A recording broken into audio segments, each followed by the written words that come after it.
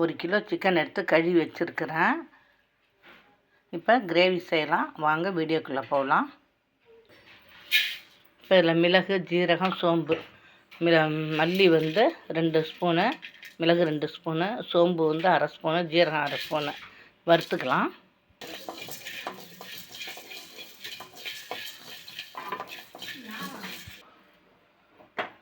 நல்லா வறுந்துட்டு நம்ம இடம் மாற்றிக்கலாம், ஏனம் மாற்றிக்கலாம்.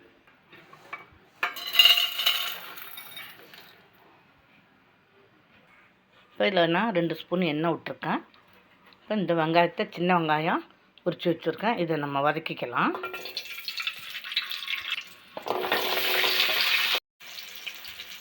இப்போ நல்லா வெங்காயம் வதங்கிட்டு கொஞ்சம் தேங்காய் வச்சுருக்கேன், அதை கொட்டிடலாம்.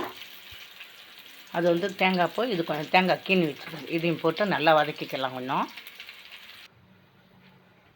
கொஞ்சம் நல்லா வதங்கிட்டு ஆற வச்சுருக்கிறேன். இதுவும் ஆறட்டும், நம்ம மிக்சியில் அரைச்சிக்கலாம். ஆறுனதும் எண்ணெய் காஞ்சிட்டு இந்த பட்டை கிராம்பு எல்லாம் போட்டு தாளிக்கிற சாமான் போட்டு தாளிச்சிடலாம்.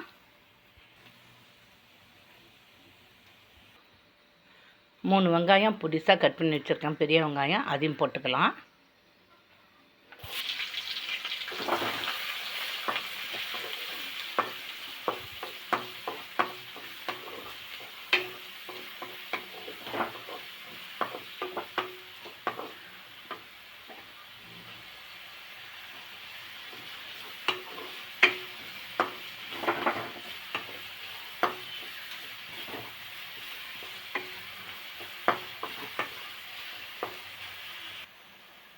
நல்லா வதங்கிட்டு ஒரு 2 ஸ்பூனு இஞ்சி பூண்டு சாந்து போட்டுக்கலாம். 2 ஸ்பூன் போட்டாச்சு.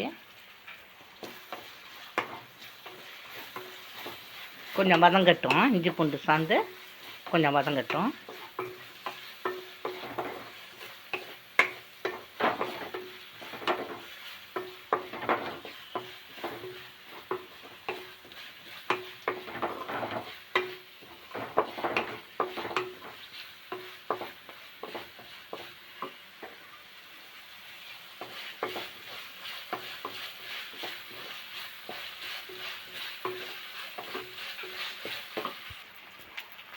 இஞ்சி பூண்டு சாந்து வதங்கிட்டு தக்காளி 2 தக்காளி அரைச்சி வச்சுருக்கேன் நைஸாக, அதை ஊற்றிக்கலாம்.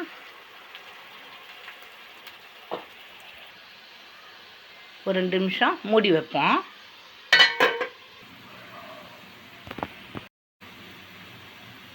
தக்காளி நல்லா வதங்கிட்டு வெங்காயம்லாம்.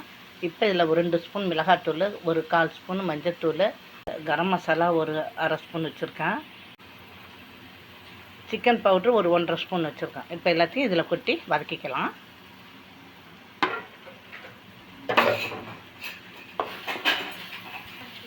இந்த சவுண்டு கொடுக்குறா.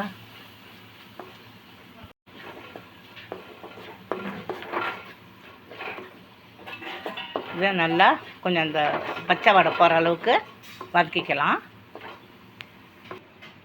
இதில் 1 ஸ்பூன் கசகசா, ஒரு 6 முந்திரி போட்டு ஊற வச்சுருக்கேன், இதை எடுத்து இது கூட ஊற்றிக்கலாம். இந்த மிளகு, சீரகம், சோம்பு, மல்லி எல்லாத்தையும் இதையும் இதில் போட்டுக்கலாம். இப்போ இந்த தேங்காய் இதில் சேர்த்து நம்ம அரைச்சிக்கலாம்.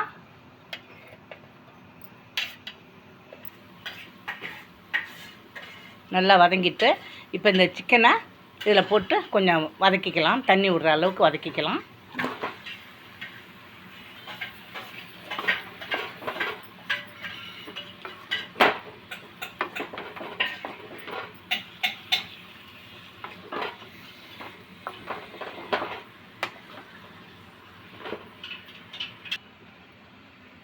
ஒரு ஸ்பூன் அளவு இஞ்சி பூண்டு சாந்து போடுறேன். பாருங்கள், நல்லா வதக்கி விட்டாச்சு. இப்போ இது தண்ணி விடட்டும். நம்ம கொஞ்ச நாளி ஒரு 5 நிமிஷம் 6 நிமிஷம் மூடி வேக போடுவோம். பாருங்கள், கொஞ்சம் நல்லா தண்ணி பிரிஞ்சு வந்துருக்கு. இப்போ இதில் கொஞ்சோண்டு கொத்தமல்லி தழை போட்டுக்கலாம், கொஞ்சம் புதினா, ஒரு கொத்து கருவேப்பிலை.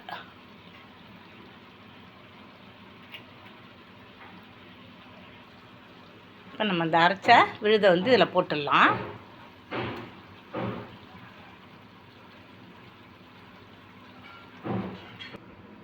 இப்போ தேங்காய் நல்லா கலந்தாச்சு. இதுக்கு கொஞ்சம் உப்பு போட்டுக்கலாம். அப்புறம் வேணா பத்தலைன்னா நம்ம போட்டுக்கலாம். இன்னும் கொஞ்சம் கொத்தமல்லி தழை போட்டுப்போம். இன்னும் கொஞ்சம் புதினாவும் போட்டுக்கலாம். போட்டு இதை அப்படியே நான் குக்கரில் எடுத்து வச்சு ஒரு 2 விசில் வைக்க போகிறேன். குக்கரில் வச்சு ஒரு 2 விசில் வச்சு எடுத்துக்கலாம்.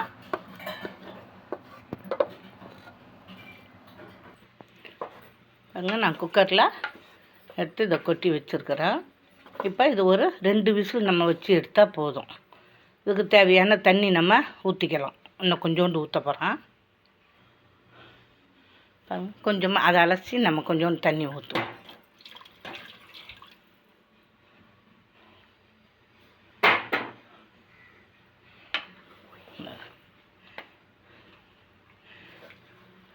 இப்போ வந்து இந்த கிரேவி வந்து நம்ம சாப்பாட்டுக்கு, தோசைக்கு, இட்லிக்கு, பரோட்டாவுக்கு, பூரிக்கு எல்லாத்துக்குமே வச்சு சாப்பிட்லாம்.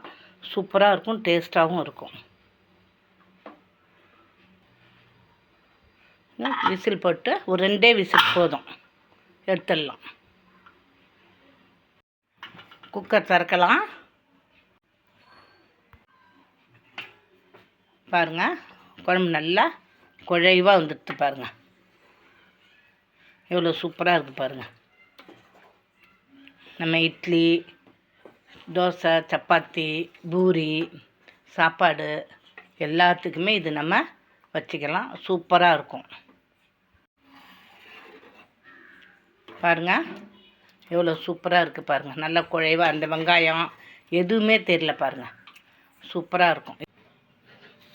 பாருங்கள், இப்போ குழம்பு வச்சதை சாப்பிட்லாம். எப்படி இருக்குது பாருங்கள், செம்ம டேஸ்ட்டாக இருக்கும். நீங்களும் இதை மாதிரி செய்யுங்க, சூப்பராக இருக்கும். சாப்பாட்டுக்கும் குழம்புக்கும் இது சாப்பாட்டுக்கும் நல்லாயிருக்கும். சப்பாத்தி நல்லாயிருக்கும். பரோட்டா, தோசை, இட்லி எல்லாத்துக்குமே நல்லாயிருக்கும். சூப்பராக இருக்கும். இதுமாதிரி நீங்களும் செஞ்சு பாருங்கள்.